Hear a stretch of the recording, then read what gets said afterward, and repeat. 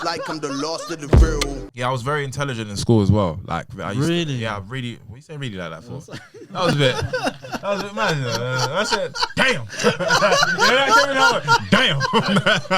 You get me? Yes, I was. You know, got 3 GCSEs. But yeah. If it makes you feel any better, I got 2 GCSEs. I mean, yeah. Catch up, bro.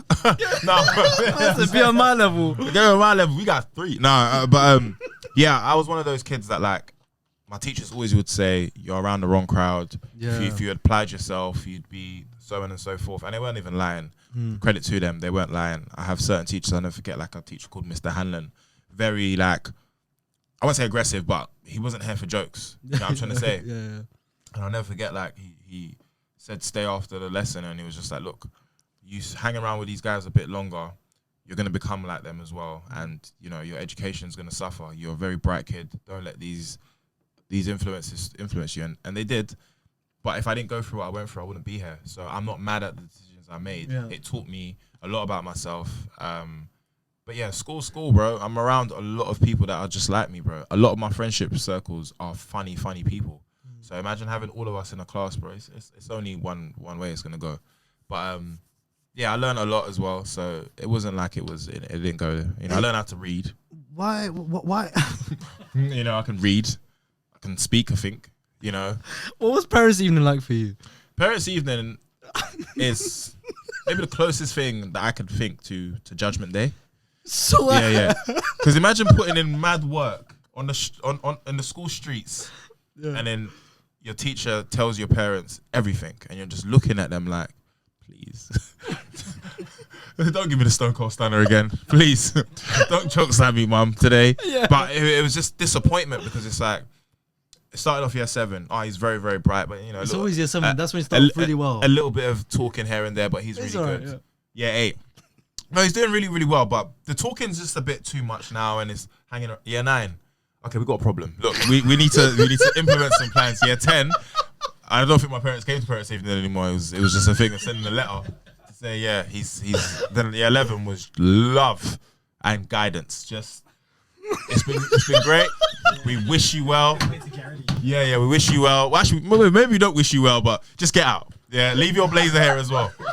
You get me? It was one of them ones, but yeah, man, it is what it is, bro. My school was, bro. The minute I left my school, it became an academy. Yeah. So when we left, it became an academy, and then now it's become a better school. But when I was there, it was the trenches, bro. It was the trenches, bro. Halfway through the lessons, man, just thinking about the youths that's coming outside school, so we got to prepare for that. You know what I mean? My school's in Brixton. I mean, it's in Campbell and like opposite Brixton. I'm from Peckham. Yeah. So you can only imagine at the time it was very heightened. You know, our issues with that area, innit? So that was my.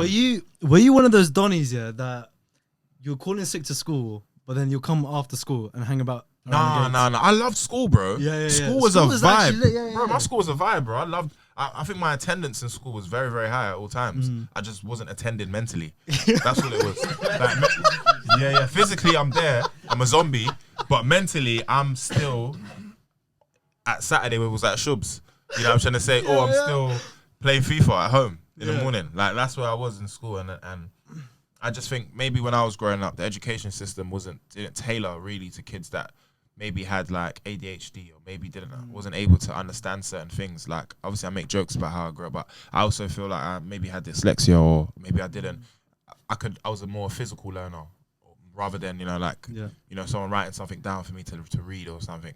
You know what I mean? So the ways I've learned now, I wish I was able to implement, or my teachers were able to implement that. I don't think the teachers are the problem. Maybe it was just the school system or the curriculum. It isn't favored to, you know, and we had a conversation about how, like, you know, kids that was in a bottom set, like, that kind of segregates you from where you're trying to be. There's no indication of what it is.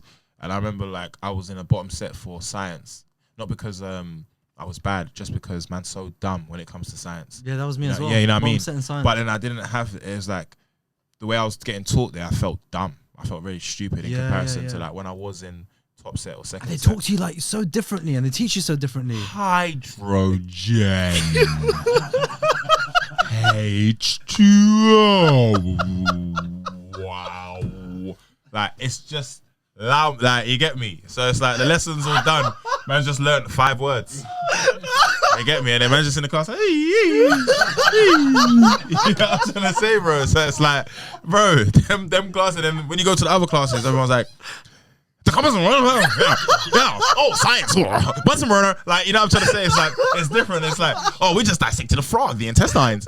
These times, man, just like, hydrogen. You know what I'm trying to say, bro? So it's like, so that's why I think the problem is the sets, bro. Man's got to make it easier for people, bro. Speak, fam. So yeah, that was a tough time, but I love it. Why didn't our parents ever let us like sleep over at our friend's house? Why?